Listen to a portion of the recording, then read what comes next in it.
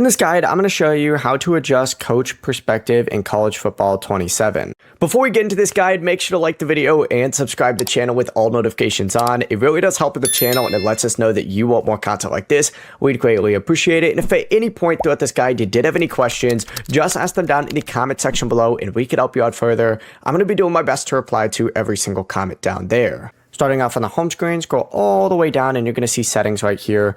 Open this up and then select game settings, and you need to scroll through all these available options until you see Coach Perspective in here. You're going to want to make sure that this is enabled right here. I currently have coach mode off, but you would want to turn that on. But go to make sure that this is set to enabled, and once it's turned on, you'll be able to use the coach camera perspective while playing in coach mode. It's actually pretty nice. Before you leave this guide, make sure to like the video and subscribe to the channel with all notifications on. It really does help the channel and it lets us know that you want more content like this. We'd greatly appreciate it. And if at any point throughout this guide you did have any questions, once again, ask them down in the comment section below and we can help you out further. I'm going to be doing my best to reply to every single comment down there. Have a great rest of your day though.